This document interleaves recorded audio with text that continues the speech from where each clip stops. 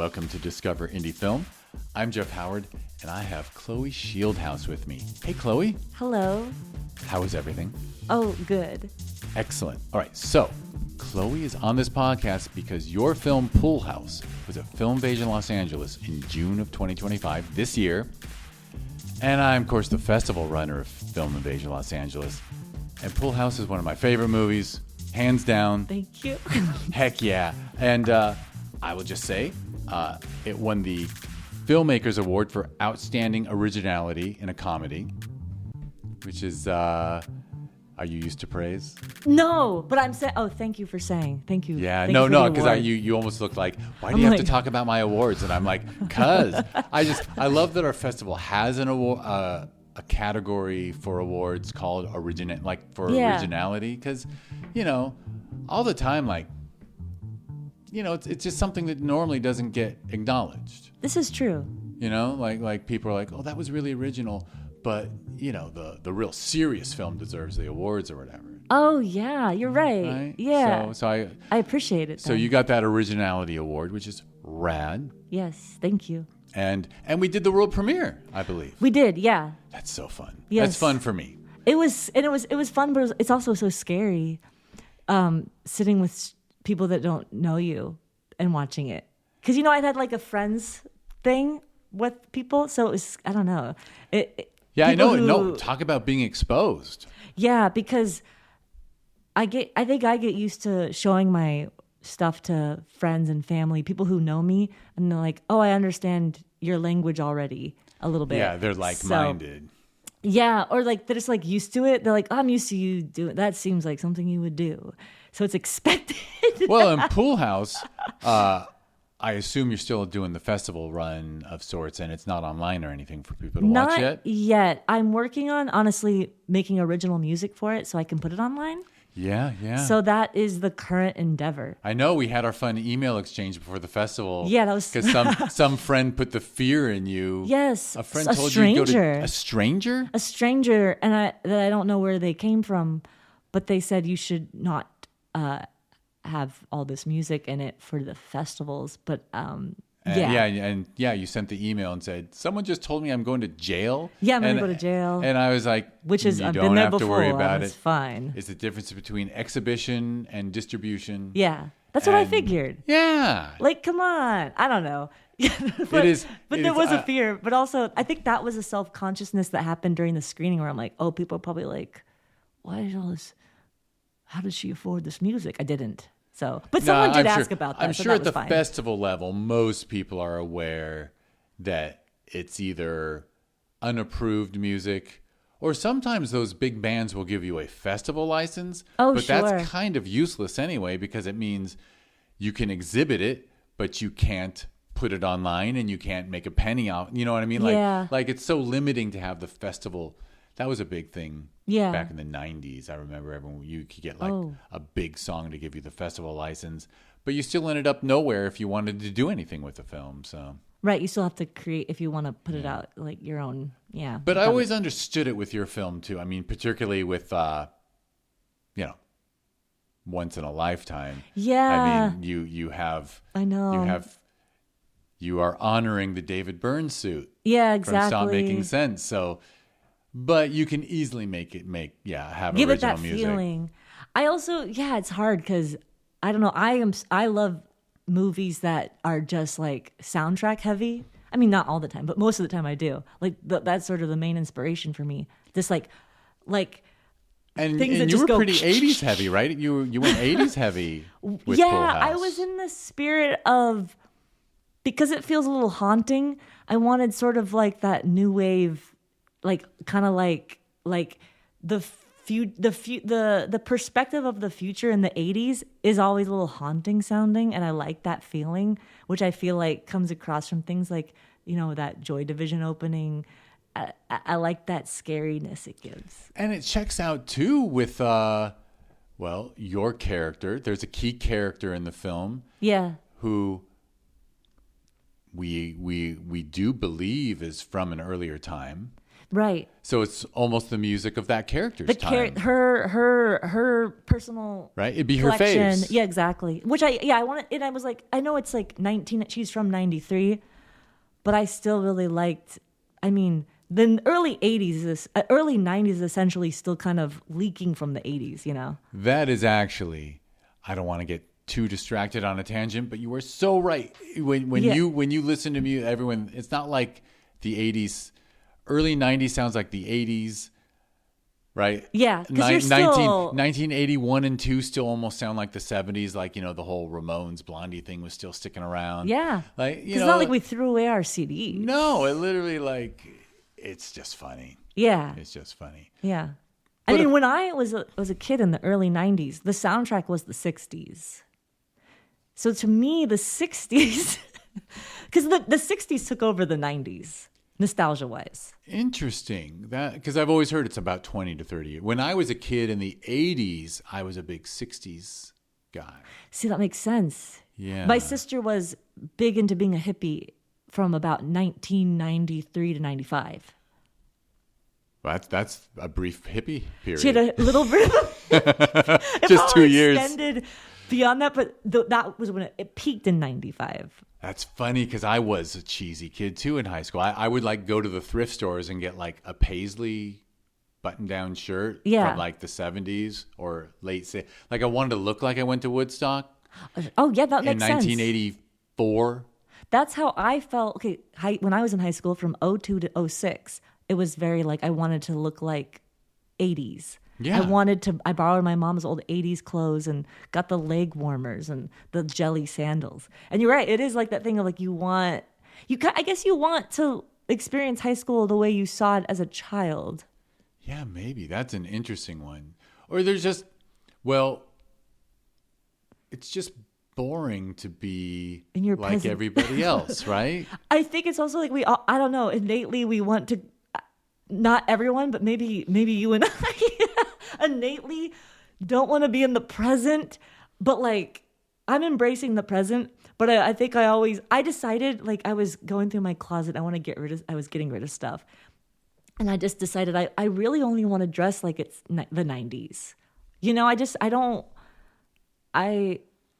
the aesthetic I like. So I'm like, why not just live your life that way? Yeah. I'm going to live my life in a 90s costume. And with music, it takes 10 to 15 years for the best music to rise to the top. Like, this is true. Trust me. In 1984, people talk about like 80s music like it's good.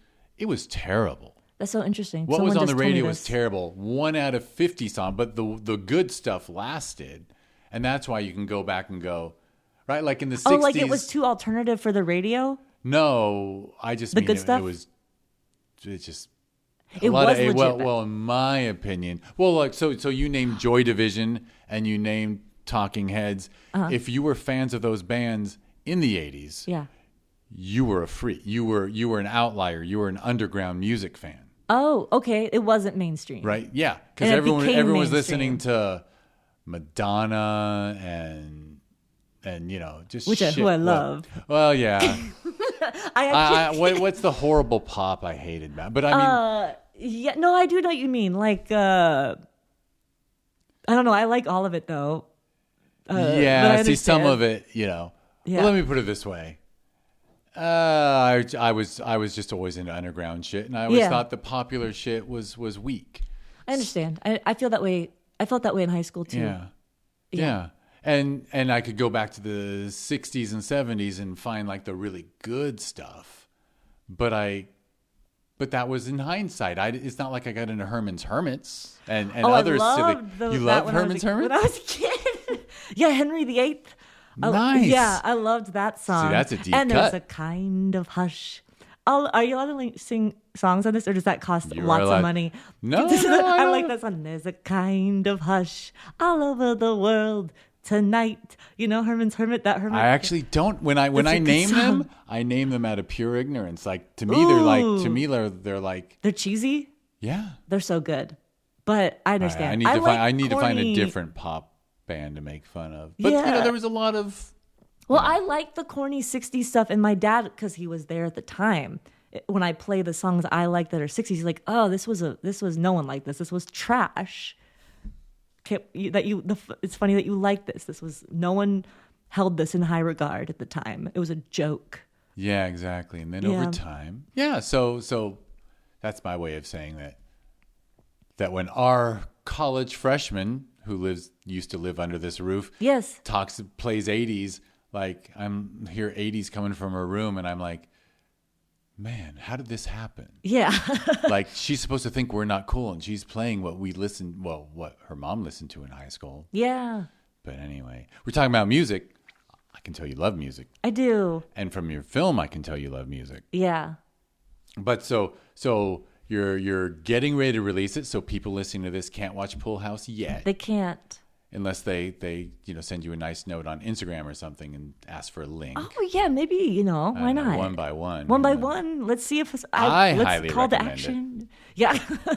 But we'll get to my main question, which is, you're a very creative person, I can tell. So thanks. When did that begin for you? Were you a creative kid? Were you a story writer, a poet, or were you a performer? Like, what was the creative journey that led you into the kind of person that has kick-ass creative original stuff on the festival circuit? Oh, that's nice. In 2025.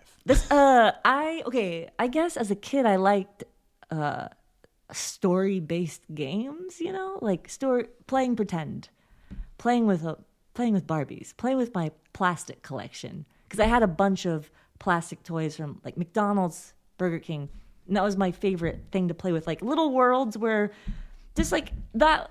Those are kind of the games I like. Just like, we're going to create a little story. Right. So whatever toys you were given, you created stories with them. Yeah. Either it's just you being the character and you're out in the backyard running around and you're a minnow in the pool or something, or you're an orphan. Many orphan games. I think that was quite popular with kids of all generations. I don't know. We love being orphans for some reason. I think that's Disney's fault.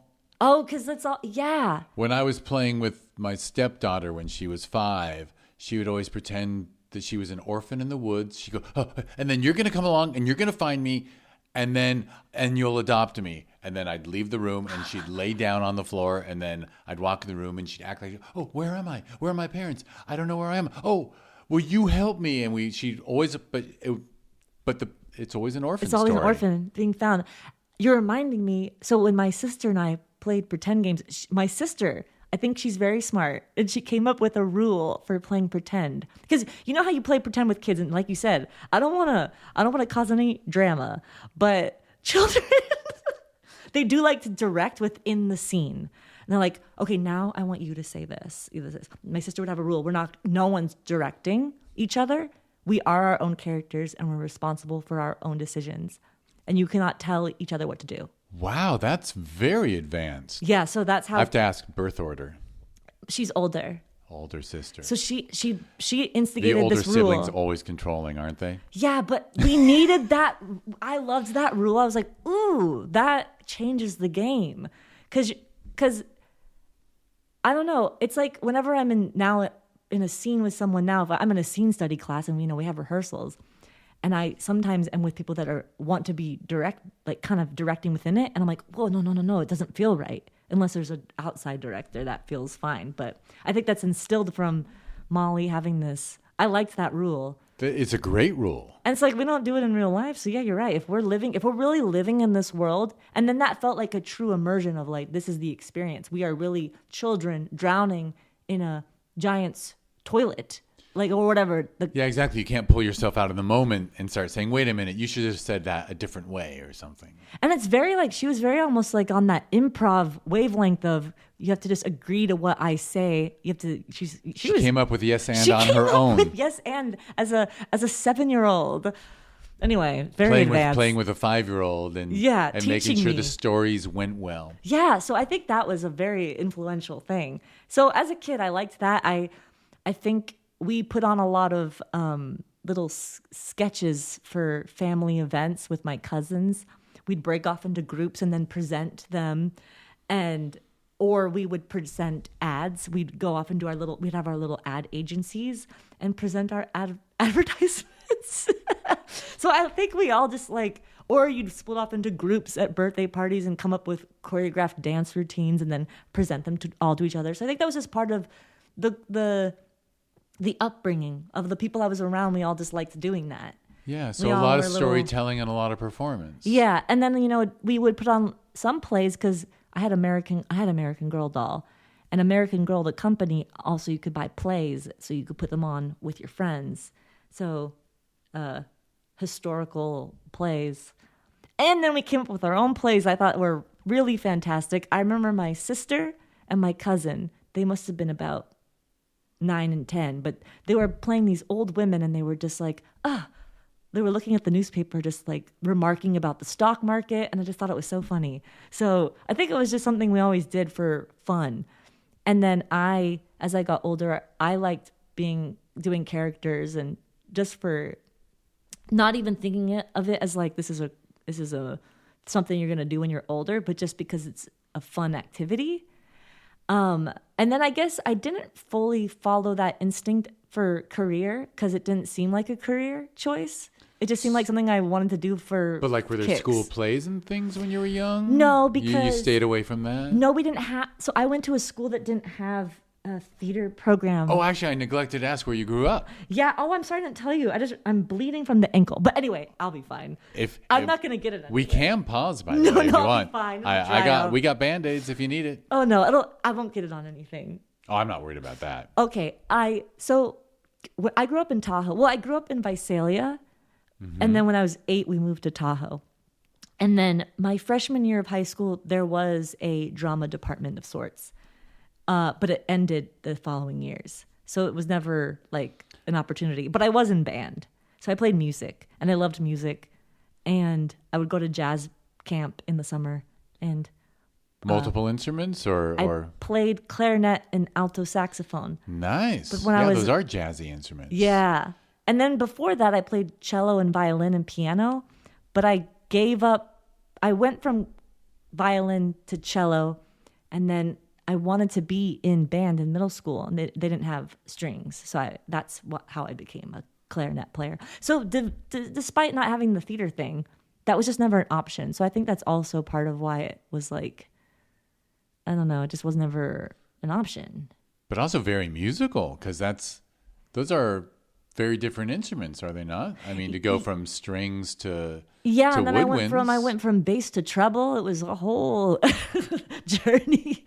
But I took to clarinet. I will say I loved cello, but I was like, once I became a clarinet player, I was like, oh, this feels like my instrument. This feels great. And I love reeds, and I love reed care, and just I like how portable it is. Like the cello, you have to lug that around. It's a lot. Cello is a lot. And then it's delicate. Yeah. Not forgiving. And, well, I guess they're all expensive. But yeah, they do seem more delicate. Yeah, if they tip over, the whole bridge falls up. That happened to me once. That's why I say this. But, so yeah, I never got to, I think I liked the idea of acting, and I don't know. It just never was an option. It never was like, here you go, here's an option. Right. So were you ever writing stories and stuff back Yes, then? I was more writing focused in terms of like, what am I going to do when I grow up? And everyone's like, well, you love writing stories, and you're such a writer. And the feedback I got from the people around me was, we like your writing. So that, I think whatever is like positive reinforcement, you kind of, and if you already enjoy it, you're just like, well, let's do that. And then I went into journalism. And then I went to... like journalism in college or in high school even? Like school paper stuff? Well, we didn't have a school paper per se, but we had a little like our own... Me and my friends made a little, I guess you'd call it a zine. Zines were the thing. And it was called The Bleeding Ear. And it was fantastic. But also I started writing for the local paper, the Tahoe World. And me and this girl in my high school... we had a column together called Our Teen Universe. So for my senior year, me and this girl Danny, now a woman, what was a girl, now a woman. We did that column together, and I thought it was so fun. And so I went in, and then there were so many magazines I loved at that time that I thought, oh, well, I want to do this. I want to specifically I wanted to work at a magazine called Jane. And I was like, that's what I want to do. I want to work at Jane. And I remember Jane. Yeah. Someone important started Jane, right? Her name's Jane. Oh, okay. Jane. I think it's so funny. And now I'm having a brain fart about her. I think her last name's Pratt, but I don't want to say the wrong name in case I'm wrong. But yeah, it was like it was such a Jane fan.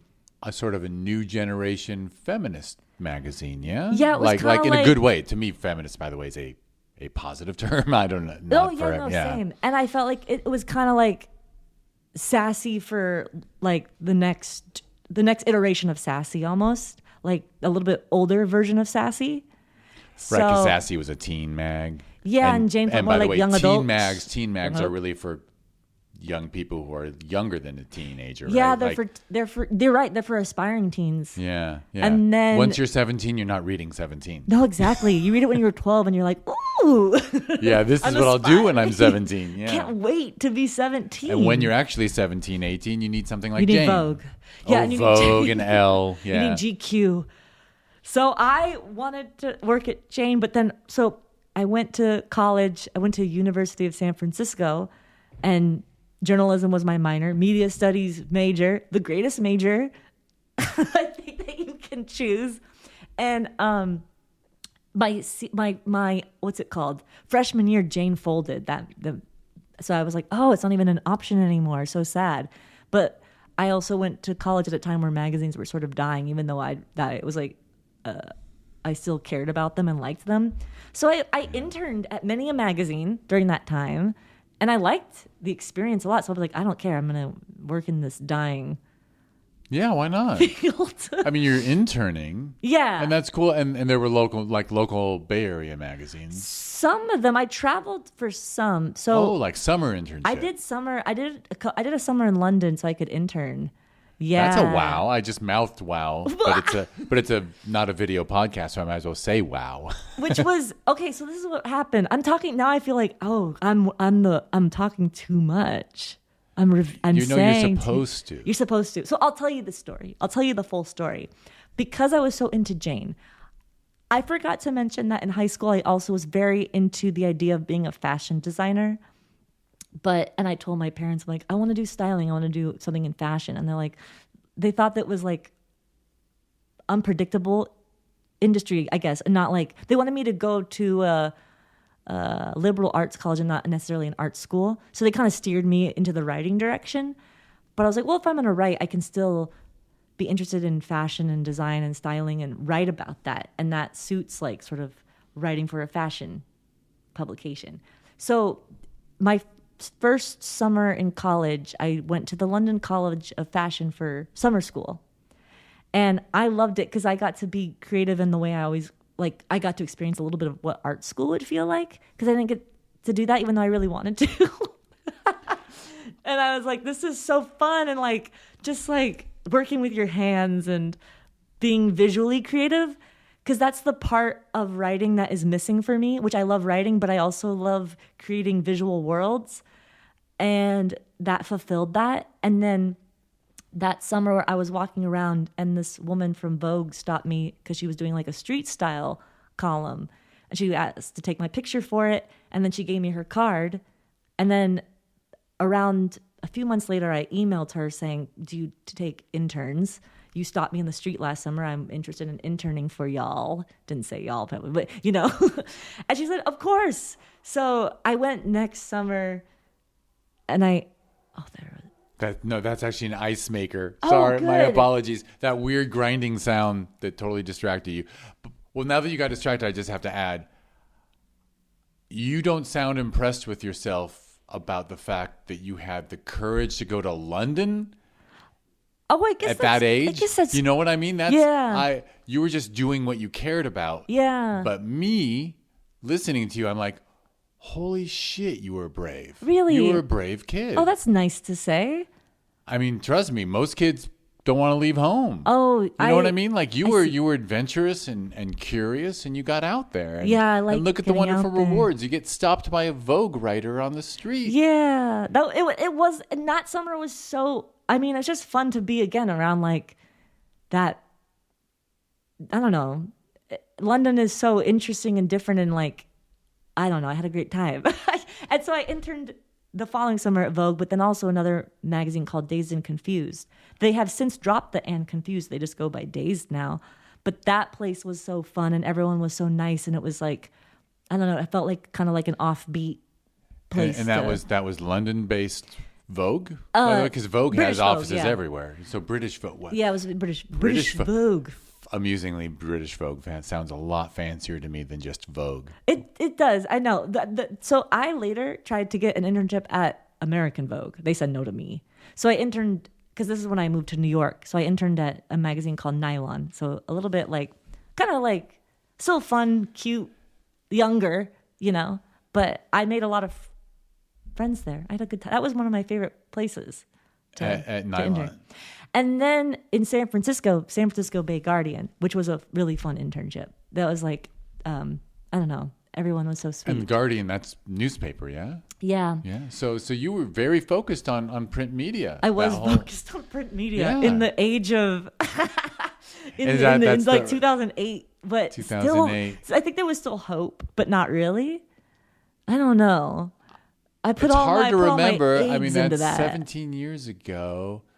I don't think we thought print was dead yet. Not yet. And I will say all the websites of those publications were so in their infancy at that time anyway. But they were like still figuring it out. Honestly, their websites worked. It wasn't until social media stole the content that they couldn't make money anymore. This is true. So and we didn't know that was going to happen yet. So print was totally valid still. I probably still had some magazine subscriptions in 08. Yeah, no, me too. I mean, definitely, yeah. And then that's all to say. Then I went to grad school for journalism, so I was in deep, you know. And then after that, that's what brought me to LA, a magazine job. And then I worked in what am I trying to say? I worked at this. I had a really fun job later after this magazine at this other publication where I got to interview a lot of writers, directors, actors. Like, it was entertainment journalism. And I think that was where it made me realize, like, talking to all these people that make films and TV shows, where it's like, oh, they're doing what I want to do. That's where it really clicked of like, I've been denying myself the thing I wanted to do. And so that's why I'm thankful for that job, because it kind of made me realize. And that was always sort of on the back burner, like you weren't consciously not pursuing it, right? I wasn't consciously. You were pursuing something you cared about. Yeah. But always on the side, kind of still investigating, like, I think there was a telling moment in journalism school where they were like, we have this editor from, I don't even remember, it must have been Al Jazeera or something important, someone important. And then, this sounds so stupid, but the same night, they were doing like this actors chat downtown that I was like, it was like a panel, and I was like, I want to go to that. Right. So acting and film and that kind of storytelling thing, even if you hadn't focused on it, it was still somewhere in you. Yeah. And then so when I moved to LA and I was working at that magazine, I was like, I need to get into improv. I want to take improv classes, and then started. So I was always doing improv underneath all this, and like taking, I mean, my first.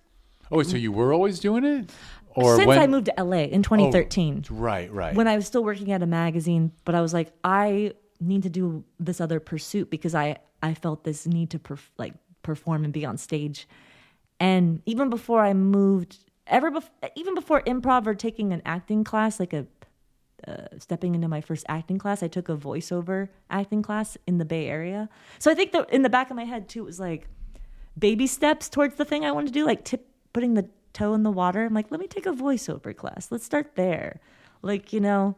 So you were aware of it. It was. Yeah. It wasn't like you hadn't thought of it. No, I thought of it since probably kindergarten. Right. So it was ever present. Like, yeah. But you were obviously very clearly interested in publishing too. Yeah. It just felt like the thing I was allowed to do. I'm interested in a lot of things, but this was the one that was like acceptable to from the standpoint of people around me to pursue. And the other one felt more like, oh, that would be a risk. But what I realized in like pitching articles, how much you make doing an article, not a lot. I'm like, oh, I might as well be pursuing acting and screenwriting because the risk actually feels the same. Like there's no the it's reward. Pretty close. They're both you know, both brutal. Yeah, they're both those pyramids, well. right? They're those pyramid careers where there's like a tiny gold thing on the top of the pyramid where people are hugely successful, and then there's all these people working their way up there that have to do something else in the meantime. So I felt like if I'm putting all this energy into putting together a pitch for an article, I'd rather be putting all that energy into, say, like a self-tape or, you know, pitching, like writing a script and sending that out to something and applying for any, you know, I just was like, I need to make the shift. And I'm so glad I had that entertainment journalism job to like kind of like ignite the excitement in me in terms of talking with screenwriters and actors and things. So the improv, did you totally take to it? Yeah, I got obsessed with it. And I just spent like any free evening like at a show or doing a show. And it sort of, I was in that cult. It kind of is, huh? But it's not. But it's not a negative cult. It's not a cult that tells you to stop talking to your parents. But it is. No, of course. It is a scene. In fact, I think just yesterday I was talking to two collaborators, and one said, "Well, he was in improv for a while, so I learned that if he texted me, he didn't want to see me. He wanted me to come watch him perform." That's interesting. People, I never invited anyone to. Well, sometimes I did. I had my cousins came to my show. Nice. I've invited people to shows. Yeah. Just you get so into it, and there's so much of it around. Especially that was like the heyday in a way. I don't know if the heyday's still going. I know I kind of fell off of like I'm not as immersed in it as I was. Because I think I got more into the cult of like the acting studio I'm in right now. So that's my current cult. And I love improv, and there's part of me that wants to like, let's get back in there. But right now I'm happy with the things I've got on my plate. So. Well, the improv era was a good chunk, a couple years. Yeah, I'd say in earnest, probably like 2013 to 2018. Right, that's a big chunk. Yeah, that's when I was like in deep, and then kind of like started doing more sketch around 2018, and then that's when I made 2019 the first short I did. So I kind of started moving more into the mindset, and then COVID happened. I think COVID kind of is what created the ultimate divide for me. I never really jumped back in after COVID. Right, because during COVID, you did have to sit home and write ideas out because there was no performing for a year. Yeah, so I sort of had to just and then I think after COVID, I just went gung ho on making shorts. So there wasn't really, And the whole time you were doing into improv, were you like doing the thing where you like someone with like shooting sketches and things, or not so much? It was really you were a purist for the stage. Yeah, we didn't shoot many things. Yeah, and if I ever did a sketch, it was just like, this is it for the evening, and you'll maybe never see this again. Right, Unless it's revived in some, but yeah. Right, so you were very pure with the improv, and there wasn't a lot of scripted comedy. And I think at that time too, I didn't really know people that like that wasn't like something. I don't know. The radar of people shooting wasn't a group I was in yet, right? Or like I didn't until I in earnest was like I really want to shoot something. And then had to find someone who knew someone who could put me in touch with someone that helped me. Yeah. And that all began during COVID when you couldn't go to improv anymore, and your creative gears were grinding still? A little bit. The first short I really made was 2019. So right before, yeah. Right before. And then I think I was like, "Oh, I'm on a roll. I want to make more." But then COVID kind of made a little. COVID is when I wrote Girl Control, which is a short I shot in 2021. Nice. Well, but the 2019 short, what inspired you to make that short? I just was, starting to act in earnest and realizing I don't have a reel. I have no material on film. Everything I've done has been just improv or sketch. As we said, just like you're only going to see. So was it part of the transition from improv to acting school? Acting class? Yeah. An acting right. So the acting program leads to more writing in a way than because improv doesn't inspire you to go home and write. You're like, no, not really. I got to go wing it. Don't think about anything. Yeah, exactly. Be natural. So I wanted I mean, that was the main thing. I'm like, oh, it'd be nice to have something for my reel. And then I also just liked the idea of having something that was completely my own little, like, oh, we could, like, me and my friend that I collaborate with, like, this can be we can make this however we want it to be. So I teamed up with Marlena and Chad, who I also worked with on Girl Control, and we made Rage, which is the short and we released it in 2020 because it took us some time to edit. And then, you know, people got busy and then COVID happened.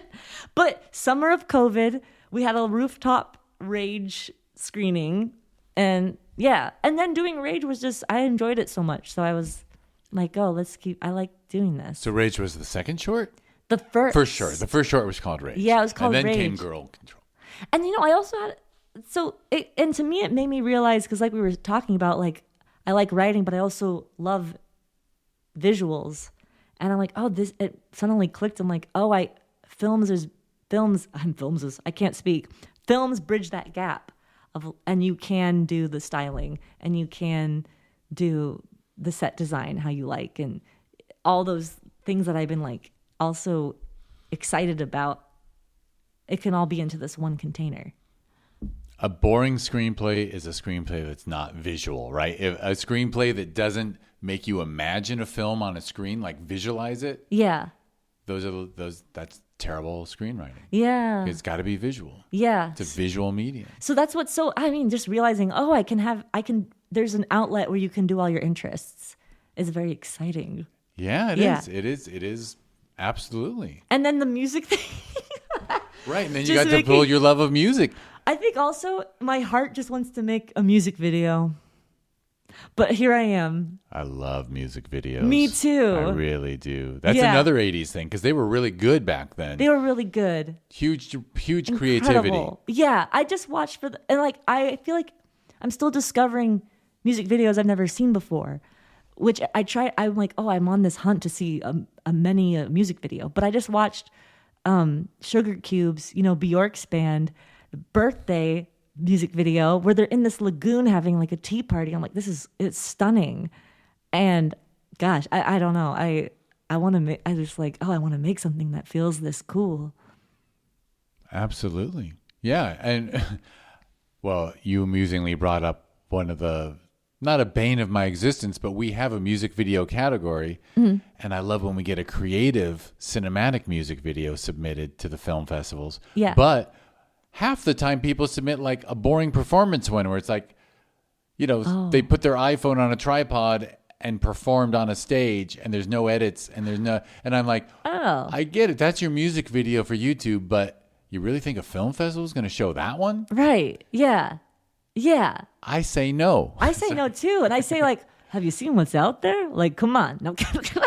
Yeah, I know. I don't know. There's some really great ones are like when an animator like loves a song and like animates for a song or something. Those are always great. Yeah, yeah. But I'm distracting you. So and actually, now I'm aware of your music skills. But so you said you were working your way to music video, but at the time, so during COVID, then after COVID, you were all about making shorts at that point. Yeah, and I think the first post-COVID short really reflects the music video. Well, there were music videos within that short because it was about a pop girl group. And so now I'm realizing, I'm realizing as I'm talking all the things that are, yeah, that's funny. So yeah, we did make music videos for that. And we made original music that very clearly ripped off. If you listen to the songs, you can tell what they're inspired by. You know what I mean? But so there was the fictional band had music videos. Yeah. That's perfect. Yeah, we have music videos. Man, Christ, look at Spinal Tap, for Pete's sake. Yeah, no, exactly. Yeah. And sometimes fake bands are, like, there was this MTV movie when I was in middle school when it came out. It was called Together. It was about a boy band. And the music, I just remember it being, like, legitimately good. And so based on, these things like Spinal Tap, Together, Spice World, big influence. Spice World. Josie and the Pussycats? Oh, very good. I love that film. It's so good. And the music is good. Exactly. So it's like, oh, we're making, and like even like watching A Star Is Born, like all of Lady Gaga's music. I'm putting music in. Is it music? But it's like this character's music. It's like, I think it's so good. Like that. What was that song where it's like, it's supposed to be poppy and terrible? Like her character is going through like a pop phase. When she's selling out, when she's not being true to herself. But it's such a good song. It's still good. We're like, okay, well, this is really good. She performs it on SNL on that in the movie. That song, the SNL song, if people know the movie. I mean, I loved it. Yeah, I can't recall the song. Alas, it's something about like, why do you come around me with an ass like that, or something like that? It's so funny. I think like pop songs should be funny. You know? There's no reason not to. Yeah. There's no reason not to. Yeah. I'm going to quote Frank Zappa, which is, well, someone asked him, does humor belong in music? And he said, I think humor belongs in every aspect of life. Oh.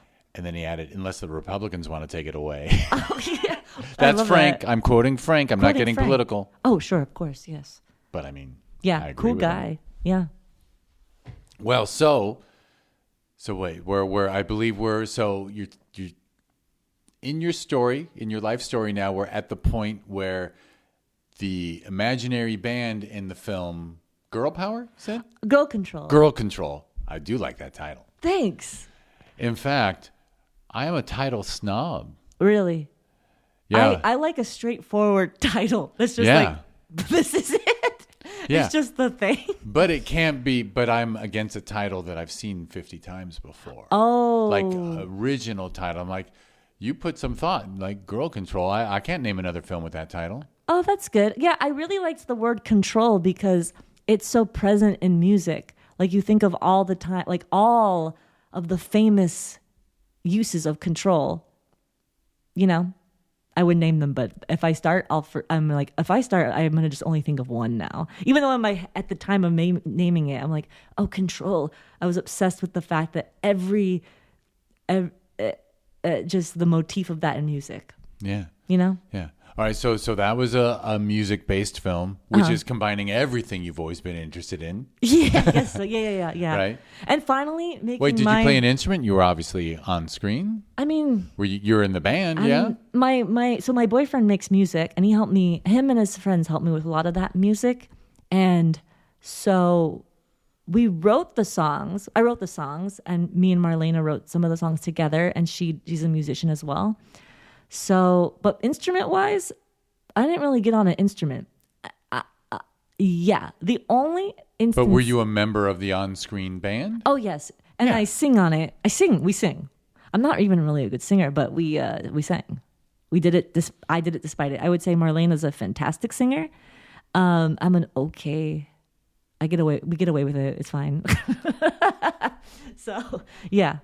So I did collaborate with someone. I was like, "You're a good singer. This is gonna be." We have one solid, really like strong singer. So it's fine. Actually, not to say the others are bad singers. It's just like she's a very like trained good singer, you know. Yeah, but also most great bands actually have like that one singer and then the other member of the band who sings too sometimes. Like, yeah, you're right. You know what I mean? Like that's even the Spice Girls. I think there was like, I think even Posh says I'm not a great singer, but I'm in the band. Yeah. Oh, I believe I know what her job in the band was. Just being like, but I'm even thinking like REM, like. The bass player Michael Mills sang every like one song per album or something. Just keep break it up, you know? Yeah. And everyone knew he wasn't Michael Stipe, but it was fine. We loved you're right. Exactly. Yeah. Heck, even The Edge sang a song or two, and you too. But anyway. Oh yeah. Yeah. So you're we're just reflecting reality. What was the name of the band in the film? Or was the name of the band Girl Control? The band was called Girl Control. Nice. And our nemesis was a boy band called Blaze Fire. FIJRE. Now, should I reveal? No, I shouldn't reveal the truth about that name because it's up to you. I will get in trouble. Oh yeah, don't do things that get you in trouble. Well, there's no trouble. I don't think they're going to listen to it, but I will say no likeness. Okay, if there is a likeness to a real person in that name, it's only coincidence. Exactly. Yeah, no, I forgot to give you a warning, which is we try not to edit the podcast. So if you're going to say something and then like email me tomorrow. Oh, can we cut out that thing I said? Like, you know, maybe pre-edit yourself. But we can edit it if you need us to. No. Say the band name is in the movie and it's Blaze Fire. And if it happens to be the name of a real person in the world, that's just coincidence, is what I'll say. Oh, excellent. Yeah. Yeah. Yeah, and I don't even know who this person is. Me neither. Because I'm not even connected. I got no idea. No one nothing. knows. No one knows. Have there been bands since 1987? I don't know. No, so anyway. Yeah. So it sounds like a really fun project. It was fun. Yeah. Yeah. And that was post-COVID. Post-COVID. That was once the world opened up again. Once the world opened up again, just barely. Yeah. Fall of 21, we shot it. And did you do like the festival thing with that? Oh, yeah, a bit. We went to a few. Yeah. Yeah. So... And that was my first like bigger thing of like let's go big now, because Rage was a little bit smaller, so like let's like bust this out, like make a huge world of this, you know. Yeah. And you like the results? I do. I what makes me happy is I showed it to my sister and she thought it was really good, and I'm like, oh great, because she's a true critic, or she would tell the truth, you know. So it's like, oh, if it pleases her, I'm satisfied. I'm happy with that.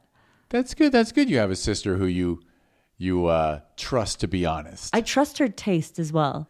Yeah. So excellent. Yeah. And then does Pool House come next?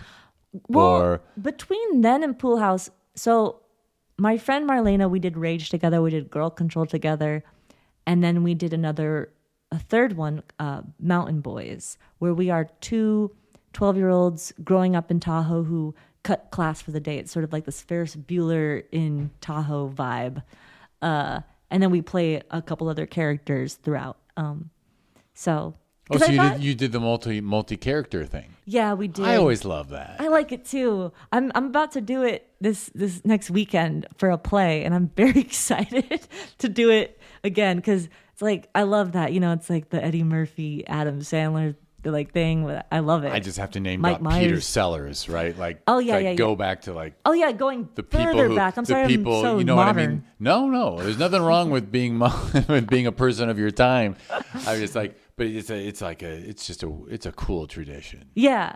So we were like, we'll be the boys, we'll be the young girls, we'll be the moms, and then leave it at that. It was fun. Very fun. Yeah. And you shot back home in Tahoe? We shot a lot in the forest around here, but me and Marlena went to Tahoe to do some snowboarding scenes. And I got someone I went to high school with who does like DP snowboarding videos to shoot it with us. And it's so funny because I kept thinking he's so used to filming people that are like legit good and doing tricks and like worthy of watching, and he's like watching us just turn down hills and being silly. So that I got a kick out of that. And so that was fun. We took a little, like, it was a whirlwind, like drive up, drive back down, do it in a day kind of thing. Excellent. Yeah. I love that LA can substitute for Tahoe too. A little bit, yeah. Yeah. You know, hey, look, you can cheat everything. Yeah. They'll forgive us, you know. I think it's enough. It's the woods. Yeah. Actually, we're about to have a film in our next festival that was shot here in LA, and you'd swear they shot it in India. Really? Yeah. Oh, see, there you go. An Indian filmmaker recreated India here. Wow. Yeah, you're being attacked by normally the mics don't pick that up, but what was it? That's a bug zapper. Oh, a bug zapper. You know, when you got a guinea pig in the room with fresh vegetables in his pen all the time, you get some flies. So of course, what was I going to say? Oh, yeah. When I was a kid, they filmed this movie called Jack Frost at my elementary school with Michael Keaton he becomes a snowman. He turns into a snowman. Are you familiar with this movie? I remember the title. Yeah, I do. But they painted, so it's in Tahoe. They film in Tahoe, but it's Colorado. A stretch. And they painted over our school. It said Tahoe Lake Elementary. They painted over it and put like Colorado something elementary. They went all out. I was like, why not just make this Tahoe? That was my question the whole time. Like, why does this have to be Colorado? Yeah, why? Why? And I guess that was in the days when they would actually just paint it out and then paint it back instead of use some after effect. Which I loved, because for the week it was like funny to see it say something different. Yeah, I guess I'm in Colorado now. It's like, what a trip. Yeah. that was an interesting view of the movies. Yeah. Yeah, a little taste. A little taste. I think some kids were background for that in my school. I don't know who, but I'm sure they were. I'm sure they used them. I heard the lore. Yeah. Oh, Yeah. There was lore about. Like, I was in Jack Frost. No. Yeah. I mean, there was a time when Michael Keaton was like the coolest guy alive. Oh, yeah. I just remember when the movie came out, we were so excited and we watched it and it was like, oh, okay. Yeah. No offense. I mean, we love Beetlejuice. But that's a special film. Yeah. Yeah. Yeah. Yeah, I know. I was about to say he was the coolest guy alive, and then he wasn't. When did he become? Oh, no. Well, no. I mean, he came out. He was one of the funniest people in the world for a while. Yeah. He was hilarious. Like the first film, Night Shift, and then he did a bunch of really funny films. And then he did Batman, and then he did Beetlejuice. Yeah. And we thought he could go do no wrong. And it might have been cocaine. I don't know. Maybe he just burned out. When was the first But post wrong? Beetlejuice, he started just doing really bad Hollywood stuff. I see. Like Jack Frost. Yeah, like Jack Frost. Yeah, I wonder how Jack Frost I think they're called, this is no shade to Mr. Keaton. I think he's genius. We love him. But I've heard the term paycheck project. Oh, sure. And, that makes sense. And you know what? Some big studio says, we'll give you X. And, half the film you'll be a snowman and it's an effect and you won't even have to be there. Oh, all right, I'll take that paycheck. Also, like we were saying, I don't know if we were recording it or not, but I liking bad movies. So I know that's like probably a treasured movie for many. And he's like, you made a treasured, maybe cult classic. The cult classic feature. Maybe. There's a world where there's like a huge Jack Frost community of fans, I'm sure. At least once a year, the film festival jury, somebody will say, should we have a so bad it's good section? And the answer is no. Because it's too soon. Because nobody thinks their film is so bad it's good. And you can only really regard that like 20 years after, right? Yeah. Even if you can tell now that is, okay, that's embarrassingly bad to the point that I'm kind of entertained. Right, like The Room. The Room. The Room is the ultimate example. He thought it was a good film. Right, which is until like what everyone makes it so saw good. it. But then he's the only filmmaker I've ever heard of who, when everyone told him that, he went, okay, yeah, it's a comedy. Let's go with that. Oh, I like that, switching gears. Yeah, he just shifted gears and said, oh, no, I wanted it to be funny. No, he didn't want it to be. It was. I like that. He was such a hack. So just had all the ideas in it were terrible. Yeah. And it's just the funniest thing ever to watch. Yeah. But it's like you're right. Not everyone's going to have that mindset. They're going to be like, what do you mean? What? Yeah, what do you mean? It would be devastating. Most people are offended. It could be quite devastating, shattering to their soul. Yeah. I'm imagining myself receiving that. And I'm like, oh, yeah, I don't know. Yeah, like those, it's the rare, but every once in a while, those Raspberry Awards they give. Oh, yeah. Every once in a while, an actor will show up to get their Raspberry and say, I am proud that you're calling me the worst actor of the year, Yeah, because it is those things of like, well, I actually don't know how Mariah Carey feels about glitter, but I'm sure it's like one of those things that she accept, like, the bad reputation. And it's like, well, I'll just claim it. Yeah, I made a movie everyone hates. Yeah. Whatever. I actually saw an interview. What was it? After Pretty Woman, Frank Marshall directed East of Eden or something like that. Oh. And Rosie O'Donnell was the star. Oh. And it was supposed to be big. It did bad. Terrible. And I saw an interview once where she said, like I said to Frank, like, how'd this happen? He goes, you don't win them all. Like, right. When you're making a film, you think you're making it as good as you can, and sometimes they just don't turn out as well as you wanted them to. That's like, so very true. accepting of it. Like, it's just part of the, like, just keep going. And you're right. It's nice to make a bad one. Everyone's, it's good. Actually, I finally remember that was based on an Anne Rice book. They had all the ingredients to make a hit. And they sometimes you just, and I'm sure there could have been studio interference too. So sure, where things just we can always blame them. Yeah, you're reminding me of the worst. I don't know if you've seen. This is the worst movie I've ever seen, and it's called the Garbage Pail Kids movie. Have you seen that one? I missed it. But I've heard of the Garbage Pail Kids trading cards. Yeah, they made a movie out of the trading cards. It's one of those. I don't know. I got into this thing of like, I do want to see bad movies. I want to seek them out. And that one was such a regrettable one. Whoever had the idea whoever looked at the Garbage Pail Kid cards and said, let's make a movie based on that. The kids will go see it. Yeah, that person should. I hope they're waiting tables now. But I feel like they could have made that a good movie. They could. Well, we're supposed to get back to you, but I thought the Emoji Movie was actually kind of cute. Oh, I didn't see it. It was actually cute. It was fun. Okay, so that's the modern day version of the Garbage Pail Kids movie. I think so. Like it could go back. Lego could have gone back. The Lego stuff could have sucked, and then the Lego stuff ended up being good. Yeah. So with these games, toys turned movies. You never know. It's always funny when you know that that film was made just to try to capitalize on a name. Yeah. Maximizing the profits of your IP, but right. No, exactly. Which I guess happens a lot. I guess we're forever in that world. Yeah. Yeah. Oh no. I mean, there's nothing. I don't judge it as harshly as I did as a young person, because I think Patton Oswalt, the comedian, said, if you haven't sold out, maybe you don't have anything anyone wants to buy. So you got to sell. In this day and age, people selling out is kind of cool, right? But people love selling out. It's like not as shameful as it was in the... maintain. You can you can do it and maintain your coolness, I think. I think so. I think it's not like it was in the 60s.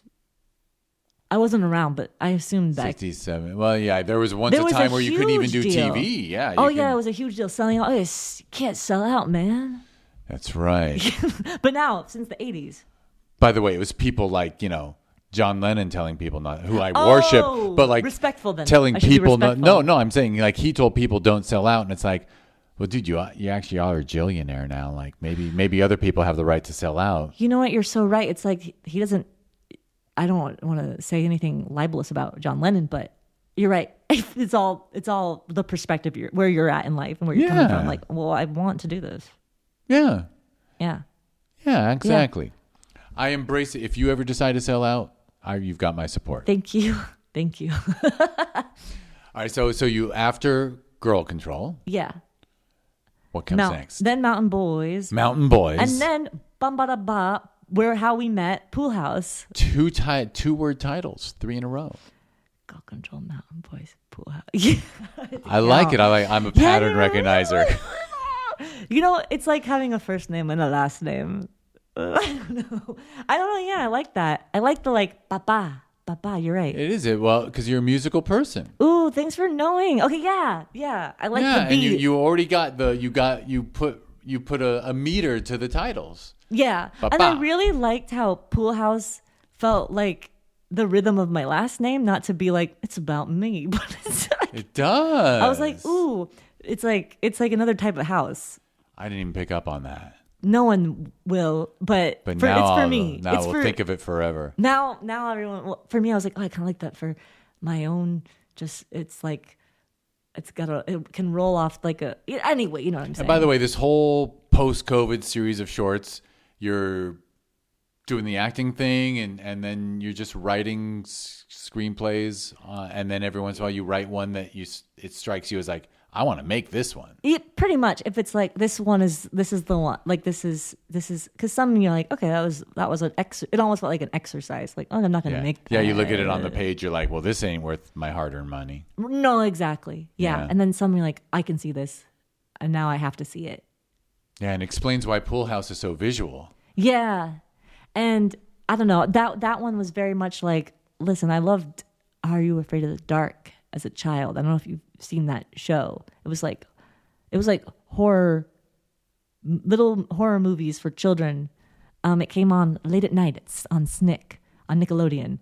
And I would record them because it came on so late and watch them in the morning. So I had them on tape, all of them on tape, and would rewatch them like crazy. Oh, so you had a taste for horror, but gentle horror. I assume it was on the gentle. It was legit scary. Horror, right? I had to leave. So the first time I spent the night at a friend's house in kindergarten, I had just previously watched the episode where a girl, her doll comes alive in the attic.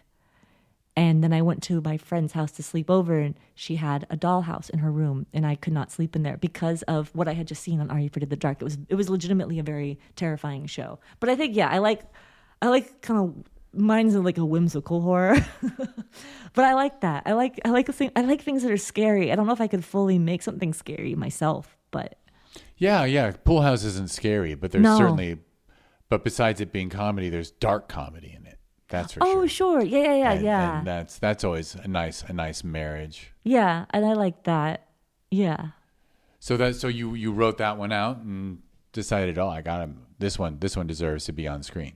Yeah, I was excited to make that one, and I love pools. So as soon as I walked in, I saw your pool. I was like, oh, a pool! Like I'm drawn to pools. So I was like, visually, I'm like, I love the look of a pool. It's like inviting and it's exciting when you see one. So I agree. Amusingly, why am I sharing this? Well, my wife was like, you have to have a pool. We can't even look at homes that don't have pools. I'm like, who needs a pool? Because I didn't have a pool growing up. She did. Oh, yeah. So I just didn't think they were necessary. And like, we use that fucker a lot. Yeah. Oh, good. Nice. I would too if I had one. I would be in it every day. I swear, if I had a pool, I don't think I ever will, though. It just doesn't seem possible. But you could always be in an apartment building with a pool and then this is true. Swim every day. Yeah, but I try to find pools. I try to find pools to go to. Yeah. Yeah, we let a friend teach another friend. She said, can I teach my friend to swim in your pool? We're like, that's sweet. Yeah, feel free. Oh, yeah. That's our so pool, nice. Our piscina? What's the word in Spanish? That sounds about right. Instead of a mi casa, tu casa, I was going to go piscine is the French for pool. I'm forgetting the Spanish word for pool. Oh, well, unimportant. So, but I know what you're saying. So you're right pool house. Yeah. And then and you know right away who you're casting yourself as and all that? I knew I wrote it and I knew I wanted to be the ghost. And then I asked my friend Della if she would be the horror writer. And then I asked another friend to be the ghost hunter. And funnily enough, he was like, it's funny, I just got cast as a ghost hunter on like a kid's show. And I'm like, that is so random. Like, but then what ended up happening is my friend Paloma, we were in a scene study class together, and she brings in this character that's like a cowboy. And I see her do this character, and I'm like, wait, I want Paloma as this cowboy to be the ghost hunter. So I just sort of messaged my previous friend saying, so sorry, but I'm going in another direction. He didn't care. He really was like, I didn't even really, it's fine. Yeah, I mean, you're changing genders and you're going with a cowboy, so yeah, no offense. Yeah, exactly. Yeah. I like that he just, I don't know, no hard feelings kind of thing was nice, because that can kill a soul. That could kill someone's, no, I'm kidding. No, it is. It is hard. It is a thing of like, but also. Thankfully, it wasn't a huge paid gig, but still. No, exactly. And I just want to add that, this is my moment to share that I think early in Pool House, it is Paloma's character. It is that cowboy ghost hunter that locked me in. Ooh. As soon as a character that off the wall original pops in, you're like, wow, this is the people who made this film. They're going. You know what I mean? Like you know what I mean? Like that was, I was locked in then. Oh, that's so exciting. Even before the more supernatural stuff happens. Right, yeah. I know, and it was one of those things where when I saw it, I was like, all I could see was that character in that role, and I'm like, I have to make the switch. And I know, if, like, my other friend, very talented, it would have been so cool, but very different. But I guess I also was just like, I don't know, me, Della, and Paloma had a rapport as well. Like, they knew each other. They had been on a show together. They had done, like, their previous work, like, together. And I felt like, not that we can't create chemistry with someone that only knows me and doesn't know Della, whatever it is, but just already having the chemistry and knowing it's there, I thought, that'll be nice. So, in fact, I'm going to take a moment to give a shout out to Della. The fact that I learned just recently that Karina, my podcast producer, is friends with Della. Yes, she told me at the screening, and I'm like, what a small world. I love that. I'm like, what are the... Yeah, she told me, like, when you got scheduled, she's like, oh, yeah, I'm friends with Della. I'm like, what? Yeah, she told me on the small, tiny world. I'll tell her you said hello. We know each other now. Yeah. So I think just because the three of us worked well, I knew we'd work well together, and that too. And your on-screen chemistry is just superb. Yeah, we just had fun together. I don't know. We just have a good time together. And it was like when we weren't filming, we were like playing other characters and making each other laugh and coming up with songs. That's just fun. So they're just great to work with. And since you mentioned that, it made me think of the music. Did you have the music like picked like even at the screenplay level? No. Because you obviously had the Talking Head song in mind. And that was such sort of a last minute call. Like I knew I wanted a dance break because I like music. I like movies that just have dances in them, dancing sequences. It's like, oh, good, we get to watch people dance. I mean, that's kind of an 80s staple, is it not?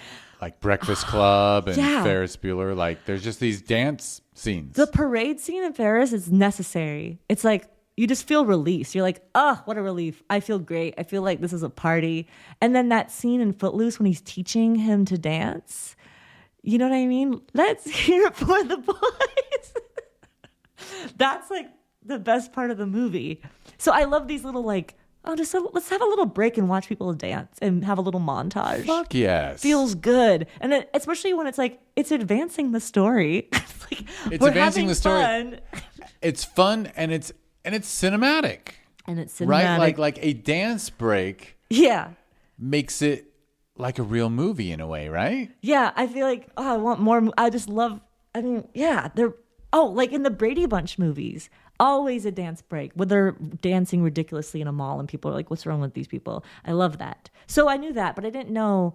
It was sort of that weekend before we shot it, Stop Making Sense was like re-released in theaters because they did the restoration on it and everything. Oh, got it. So I went to go see that in the theater and I was like, oh, I want to dance. This is what we need to do. So that's how that. Oh, so it was really it was last minute. Yeah. And then Paloma's like, I'm going to get us suits. I'm going to go to the Goodwill or whatever. She sourced the suits for us. She found all those. And she did a great job. Here I'm imagining it was like on the page for months. And like you're planning on this whole. You pulled that out of your butt last minute and it works perfecly. It was sometimes hilarious. The stars align. Yeah. And it was just, I went to see that movie and I saw them later that evening and I'm like, we need to do that when we shoot. And then, they were all like into it. So yeah. And then, I don't know if I'm allowed to say that. So never mind. Okay. I was about to give information about people's projects. I'm like, I don't know if I'm allowed to say that. Oh, other people's projects? Yeah. And I'm like, they're allowed to announce You're allowed to give spoilers for any of your stuff. Right. Exactly. So I wasn't, never mind then. I mean like someone else in the film, another film. May have a connection to... But I'll no worries. I don't know if it's been public yet, so like no worries. That. It's scratched. But yeah, so that was a last minute call. Wow. Well, it worked fantastically. Thank you. So where were we? We filmed Pool House. We danced. I shivered in a pool. We all got along. Yeah. Well, no. Okay. So we were on the dance break. We were on the dance break, and you were almost going to spoil someone's, give out a friend's info, but no, but you're not. So you got the dance break. Yeah. And any other surprises on the set?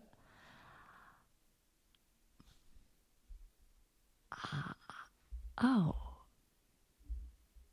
think this came more so probably in editing as well, but just written on the page. It's not really a love story between Della and Paloma, but I felt like things they were doing that was like they made it so we could edit it that way, which was so that sort of a surprise where it was like, oh, that's fun. Let's lean into that. Like, let's lean into like these takes that they're doing that I feel like there's a connection brewing between them, which was not something I wrote in the script. Right. Especially considering it was almost was it almost choices they made? Yeah, I would say so. And just like let's do some improv takes. Let's do just trusting their instincts. And then when you got in to do the edit, you saw it and it just worked. And Marlena was the editor on this, my collaborator from past projects, and we just saw that and we got really excited. So we're like, let's use these takes and yeah. Excellent. Yeah, no, it works perfectly. Yeah. So that was a surprise too. And it was, the only other surprise was how uncomfortable it really was. To be in a cold pool at night.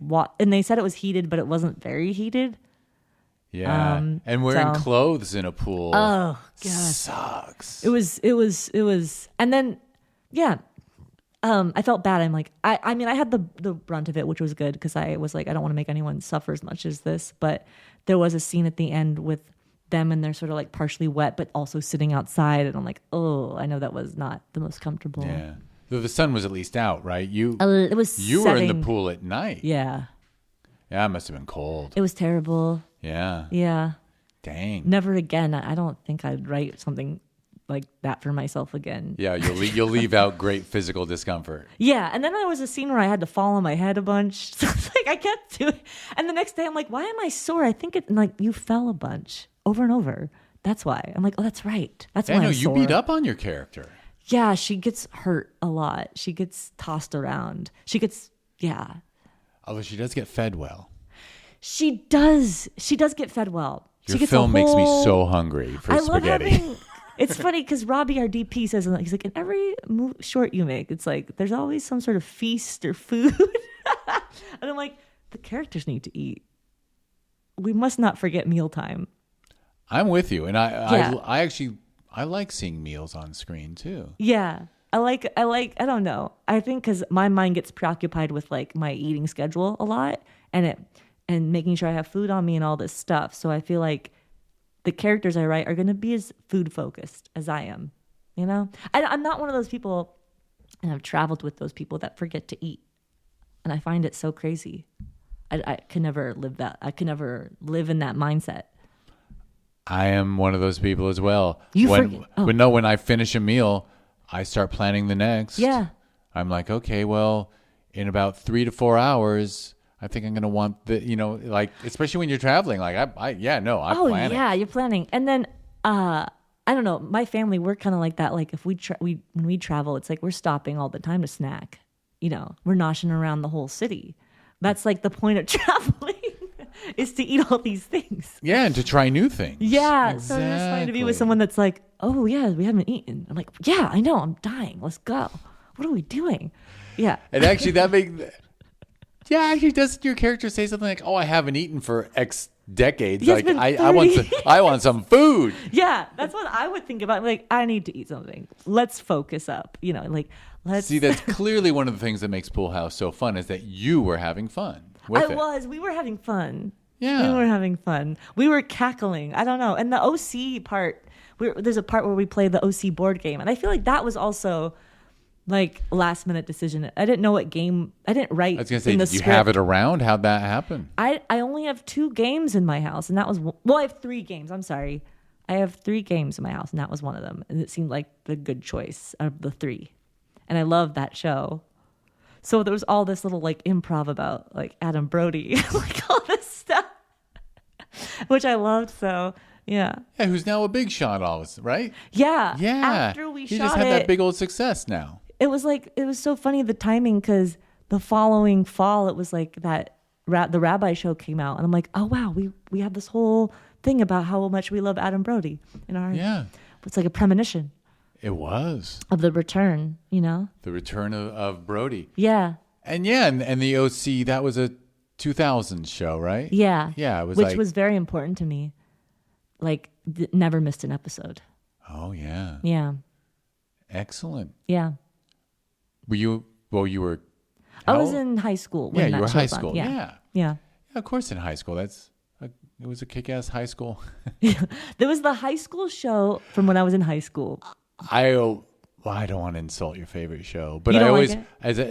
just as an adult and like a Southern Californian, it was kind of funny that the character of like, was he from Chino or something? Like, like this clean-cut white boy from Chino is like the bad influence in the OC. And I'm like, that kid looks as OC as everybody else to me. Yeah, I see what you're saying. I just thought that premise for the show, but I loved everything. And I might as well admit to being a superficial person at times. And like that show had the best moms. Oh, yeah. Julie Cooper. Oh. Yeah. Incredible. I just loved that because in my era, the moms were... like the moms were more vibrant on that show. Like they finally admitted that moms are women need to shine. too. They need, like Kirsten eats her her own Whereas little if you think thing. about 90210, don't even know the moms. the the moms are all like, what do you want for dinner? You know what I mean? Yeah, they're like little who am I going to yuppies. screw? Yeah, exactly. No, exactly. Yeah, they evolved the mothers, which is nice, and the fathers. Yeah, I would say Sandy. Everyone pines for Sandy. One might argue that the whole MILF concept that was introduced to us in American Pie, I believe. Oh yeah, American Pie coined the term MILF, but they coined it. Yeah. Wow, I didn't know they coined it. I've never seen that movie. Oh, yeah. That's what the first use of the word MILF was. I need to watch it. It's like one of those. Maybe it's like homework. Voids. Yeah. It actually is. Well, but I believe it came after the OC. But I think before. Oh, was it? I think it's because. You might be right. Wasn't that like 2000, 99, 2000? And then OC was 2003.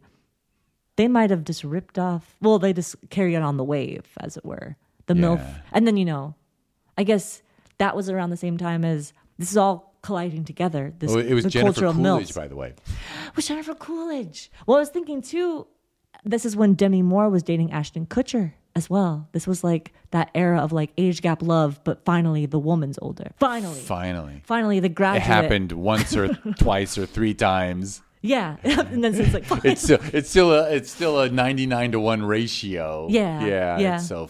I know it's so silly. Yeah. But so, yeah. All right, so the OC was important to you, and so that's why the OC game ended up in the film. Yeah. And you discovered cool things in the edit. Yes. And then you slapped on the music you wanted. Slapped on the music, knowing I must replace this one day, and bringing us to that current endeavor. Yeah. And that's where you're at now. That's where we're at now. But you're a musical person, and you know people who are musical. So are you actually sort of doing it more hands-on-ish? I am, because I mean, just like there, but also sometimes I need to let people like do their own thing and leave them be and work on things. But I can send them like, here's what I'm thinking, and then come in. Like this kind of happened on Mountain Boys, where I knew I wanted the intro song to feel like, God, what's that? There's a Winona Ryder movie where she's like young. That's a lot of like, welcome home, Penny something, Penny Lane, or you know what I know? It's like welcome home, Roxy. Oh, I don't know that. I forget why I'm blanking on the name, but it is like welcome home, Roxy, or something like that. But anyway, God, I almost want to look it up. I know. If you want to indulge me, you can talk and I'll look and you talk. Okay, there's the score to that. I was like, I want the opening of Mountain Boys to feel like the score to this movie, because it has such the nostalgia of like that era of movie and like young kids and stuff. And then I was working with my boyfriend in the studio and I'm like, can we make this? And he's like, well, you play piano. Why don't you just like try something? And then I realized, I'm like, oh, I made a little ditty, and it was like so exciting. So that felt like the most hands-on stuff I've done, where it made me remind myself of like, oh, you are capable. You can. So speaking of, did I play an instrument on anything? I guess I did on the Mountain Boys intro. You will hear my piano skills, but that's it. That's it. Yeah. That's my retirement plan, is to take piano lessons again. Oh yeah, my mom takes piano lessons, and because she always wanted to play. Yeah. I played for a little bit as a kid. Yeah. I know. I want to get back into it. I wish I had. I don't have a piano. Well, we have a little keyboard. So we have like we have a Yamaha keyboard that the neighbor's kid wouldn't play, and so they gave it to our kid. And now it's mine for my retirement. I got a plan. Yeah, you got the plan. Well, so is there a pile of scripts, and you're thinking about what to do next, or? Well, the next thing is a play. I wrote a short play. Nice. Yeah, so we'll see how that goes. I love stage plays. I really do. And this time I don't have to worry about the music. I can just play whatever song I want. And the soundtrack is stacked. A lot of Madonna. And this play takes place at a store redacted, because I don't want to cease and desist. I don't know. But it takes place at this store that these guys work at in the fall of 2001. In the fall of 2001. And my friend that's in it, she said something along the lines, well, she said, Chloe, you love writing things that are edging 9/11. And I thought that was such a funny way to put it. But I'm like, you're right, I do. I was actually thinking to myself, fall 2001 was... Yeah. 9/11, 2001. Just the cusp, just like the but it's before right times. before. Those before times. Oh my God. Where it's like. That's pretty insightful because that did kind of change a lot in our society. It did. And it's kind of fun to write something where it's like, we don't know how close we are to a huge shift happening. But now we're just like in it, like showing that innocence and that sweetness and just like the people feeling loose and excited. And I don't know. I like that time. Although it is sad because the play takes place around when like Aaliyah died, which was just so close to 9/11, like right before, Yeah. Yeah. Yeah. So do you have, is there like a playhouse that you have in mind for this or? Yeah. I don't know when this will probably be after this play. Actually, I can actually tell you that this is episode number 610 that will be released on November 12th. Oh, well then the play has happened. Oh, the play has happened. It has happened. It was October 18th. October 18th, Saturday or October 18th? Saturday, October 18th at the Santa Monica Playhouse is where this play took place or will take place, but now in the past took place. I'm actually bummed I can't go. Oh, you can't go? That's my birthday party that night. Is that your birthday? No, the 17th, the day before. I can't believe it's happening the day after your birthday. And Dang. And I'm going to have people over. Well, maybe we'll do it again. I could leave them here and just say, everyone's celebrating my birthday. I'm going to go watch a play. I got a play. Yeah. I love play. I have a goal every year of seeing 5 plays. Oh, nice. I love seeing a play too. And I'm excited to try it because I think for me, I loved making films, but they're expensive.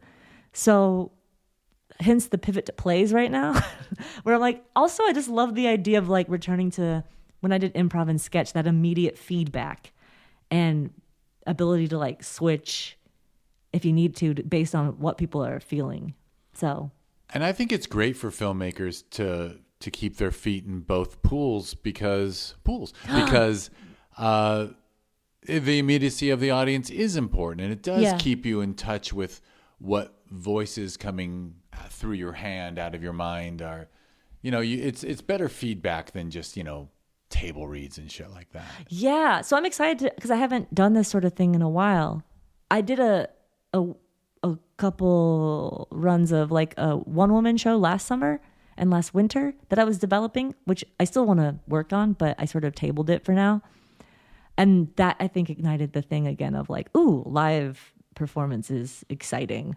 And yeah, so we'll see how it goes, but I'm excited. I love it. I love it when filmmakers do plays and things. And actually I managed to drag my family with me to Kevin Grossman. Shout out to Kevin Grossman, a filmmaker who had been at the festival and then on this podcast. And he like emailed me about this series of play, like a bunch of short plays. Oh yeah, that's what yeah. And it was like 6 short plays in one night. And I think he wrote 2 or 3 of them and we went and like our kid loved them. It was funny. It's funny because mom didn't like all the porn jokes. One of them was a very porn centric comedy play. Okay. But it was funny. And then of course, I think she might've been 14 at the time. Turned to mom and said, "Mom, I know about porn." And it's always funny. Like, the day mom has to accept that her kid knows what porn is. Yeah, they're grown up. That's a day that no mom looks forward to, I guess. Oh wow, yeah, and to find it out this like nice little evening where you don't expect it to happen. Yeah, I know. But ours is kind of similar. It's like I think 4 short plays. So I'm also excited to watch other short plays. I'm excited to see because I have no idea. Oh, right. What So you like. haven't seen them. You're not all rehearsing together. Yeah, it'll be like a new thing for me too to watch. And each one will have its own cast. Yeah. Oh yeah. This night was like I think all the actors were interspersed and they rehearsed together. Oh, that's all cool. like the whole we're all like working in our own little tunnels. Nice. And then we'll come together. Yeah. Exactly. And we rehearsed the other day, and my friend was like, "I wonder if the other ones are comedies. Like, how is this going to compare?" Yeah. Do you know the order? I don't I hope know. the comedy comes first because I know Yeah. To be after something devastating would be so sad. Yeah. Plus, if people are in a good mood after a comedy and then the drama hits, it's like not fair to the drama because everyone's in a good mood. I'm sure they'll all be a little. I think they're going to be funny. Yeah. I suspect. Normally there's curation at some level by someone. If they accepted all these things and they like want them to be so they read your entwined. script and they gave you a thumbs up to come be a part of Yeah, this? they had someone I knew from the acting studio started doing this earlier this year. They had their inaugural one in the spring. And so they had this one, they had submissions open for it. So I was like, oh, I've been ruminating on this play. So I submitted that. And then they said, yes. I said, "Oh, good. That's excellent. It'll be so nice and immediate. Yeah. No post production. I know. I'm excited for all that, and just like the frenzy of a costume change and all that stuff. You're making me miss it. Not that I was ever involved in it, but miss it as an audience member. Like it's tough in Los Angeles. So the live stage scene, you know. Yeah. I've had tickets at 2 playhouses that went under. Oh, you know, like when you have season tickets somewhere, just so you're like, okay, this way we'll see 5 plays a year. You know? Yeah. And then like the entertainment capital of sorts of the world, like can't support live theater like other cities do. It's a bummer. That is a bummer. I know. But all the playhouses, there's still playhouses everywhere. I'm just, you know. I know. I want to get more in ignorant. there. Yeah. Like I haven't been to the Santa Monica Playhouse, I don't think. I've been to the Broad one over there in Santa Monica. Oh, nice. have I been there? It sounds familiar. Yeah, I forget. Maybe they call it the Broad Stage. I don't know. Yeah. Someone I knew was singing in a Mozart adaptation of the Magic Flute. Oh, that sounds nice. Yeah, it was groovy with like African. It was an African version of the Magic Flute. Oh, I wish I had seen that. It's cool shit. Yeah. Yeah, there's cool stuff in the live. Look at me. I'm like, maybe I got to get into this. So anyway. Yeah. You're making me wish I saw more live theater. Yeah. Yeah. It's fun. And it can be unpredictable, which is exciting. Excellent. So you're doing that. And then so you'll be a playwright. Yeah. And a screenwriter and actor. And we'll see. We'll see if I'm curious how it'll go, but if it goes in a way we like, maybe we'll do it again. I'm not sure, but we'll see. That is another cool thing is you keep putting it up. Here, let's do it again. That is rad, right? Like when you make a film, you don't get to shoot the film again. Yeah, with the play, but you can recast the play and do it again, and you can do another one. We could travel the world with it. You can. Yeah, we'll see. We'll see how it goes. Isn't that one of the? I've like I know comedians always complain. They're always jealous of musicians because if you write a great song, you can play that song live for the rest of your life. Oh, yeah. And if you write a great joke, you can perform it in one stand-up special, and now you have to retire it. You're right. And they all the stand-up comedians I listen to complain about this fact. Oh, I didn't even think of that. But You're play, we're still performing plays. We're staging plays that were written centuries ago. Oh, yeah. We're all doing 12th the night. Ancient Greek plays are still performed exactly. for Pete's sake. Yeah. People never tire. They want it. They want more. AI robots will be performing your play in like 100 years. Yeah, exactly. Yeah, when there's no humans left and they're just like performing for each other. Like, hey, I hope somehow it gets preserved. Yeah. Yeah. Oh, they're going to be more into art than we are. They're going to love it. They're going to be like, oh, Madonna in the soundtrack? Madonna. 4 Madonna songs? Yeah, so no spoilers. I mean, it doesn't matter. It's the date passed. You guys were already there. I was going to say, is it early Madonna? It's a mix. It's sort of there's a 1987 Madonna, but there's also a Ray of Light era Madonna, which I love. Right. Beautiful album. That did get that was when she got sophisticated. I think. Really like, you know. I still remember when like she was almost part of the punk scene. Oh. That very first the album. Very beginning. Like all the punk kids were like kind of into Madonna at first. Yeah. And then like a version came out and all the punk kids were like, she's pop, we hate her. Oh. Ooh, you know. Yeah. But she made some good choices for herself. Did they like Cyndi Lauper? Was that cool with the punk kids? I think she was little. No one cared about Cyndi? I love Cyndi. Well, she was adored for sure. Yeah. But not by the punks. Oh, okay. No worries. Yeah. I just think because she had that cool hair. She did have cool hair, but more in a pop way. But the music wasn't punk. No, of course not. Girls just want to have fun now. Yeah. No. Yeah. Yeah. Too cheerful. Way too cheerful. Way too cheerful. But hey, punk was what it was. It was what it was. Yeah. And I was into it. I was a punk kid. Yeah. But you can't be a hater all your life. No. You gotta accept everything. All the genres. I finally accepted Backstreet Boys in 2013. And then I'm like, why was I a snob? This is incredible music. Is it? Yeah. I confuse all the boy bands because, of course, they didn't exist in my time. Oh, yeah, well, we had Duran Duran, but we could tell Duran Duran from Kajagoogoo. Oh, yeah, of course. Me too.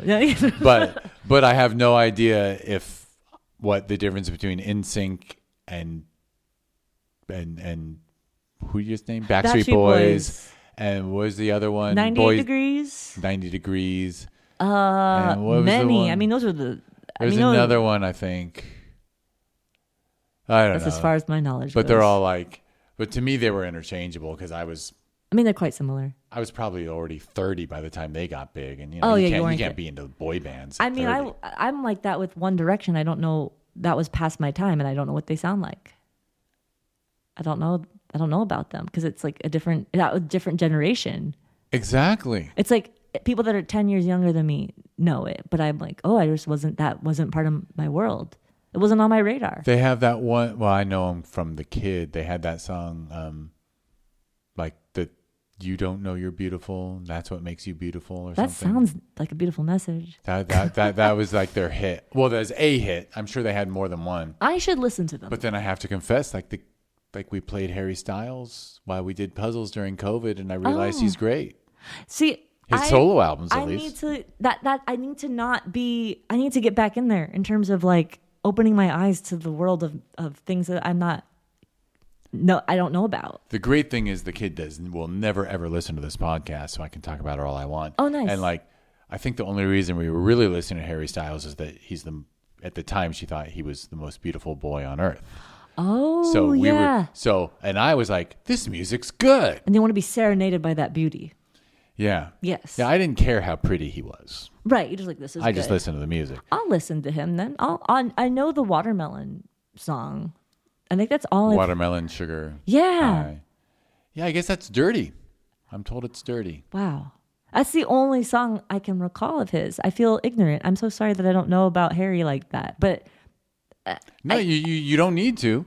There's just so much in the world. But if you have one of them services that lets you listen, if you listen to his first solo album, it's actually really good. I can't believe I'm like pimping out Harry Styles now as if he needs my help. I gotta open my But get ears. this, they were working with some guitarists or something, and one of the guys he was working with had a roommate who played guitar who delivered pizza for a living.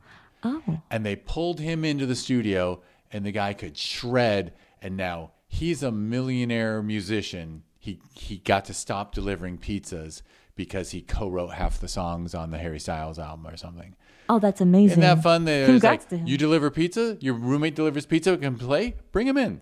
I hope that happens to me with Harry one day then. If he needs a clarinet player. Yeah.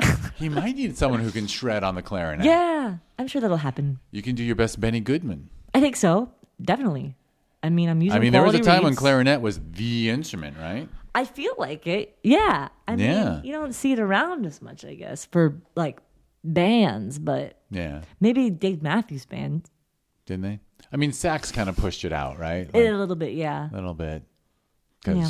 But fair enough. All right. And now we know about the play. We know everything. Yes. And if and when you make another film, you'll submit it. I will. Yeah, I will. We'll take a look. I'll take a look. We'll see how it goes. We'll see when that happens. I don't know when it'll happen, but we'll see. No rush, no pressure. Yeah. All right. Well, sounds excellent.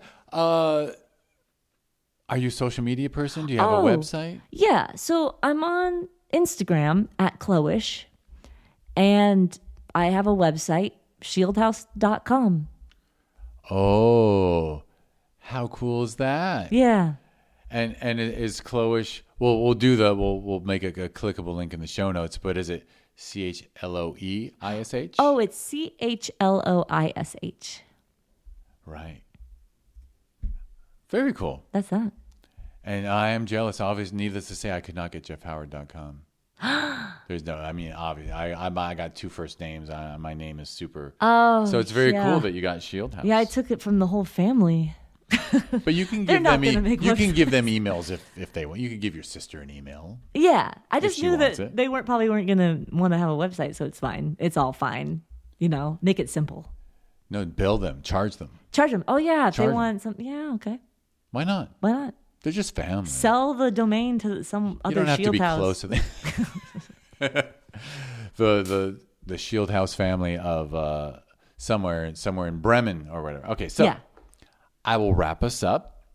Funny thing is, sometimes I mistakenly refer to this as like, I'll do my closing spiel, but I know that that's improper use of the word spiel. Right. Or that's the English version of spiel. Our misuse, yes. Our misuse.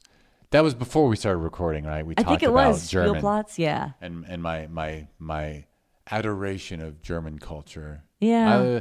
I just feel bad that I know so many Americans who, when they get their asses over to Europe, it's like all about Paris and London and Rome. And I'm like, dude, you're snoozing on Germany, man. Yeah, it is nice. It's beautiful. Yeah, I've only been to Berlin, but I liked it. Berlin is like the perfect balance, I think, between like the artsiness of Paris and the utility of London. Like, I you know what I mean? Like, I do, yeah. Like, Unter den Linden is like beautiful street. Mm-hmm. Anyway, I was lucky enough to travel a lot in my youth, so I will wrap us up by first, thank you, Chloe, for being here. Thank you for having me. And thank you, everyone, for listening. Like and subscribe, be kind, maybe even write a review. And when I say be kind, I got a little secret for you. When you're kind to somebody, it's even better for you than the person you're being kind to. So I highly recommend everyone be a selfish asshole and be kind to everyone you meet all the time. Kindness takes strength. It makes you a tough person to be kind all the time because it's not easy. All right. That's my little pitch for people to be kind to each other. If you want to learn more about this podcast, go to discoverindiefilm.com. On social media, it's always at DIFWins. We talked a bit about the film festival where we had the world premiere of Full House. That was Film Invasion Los Angeles.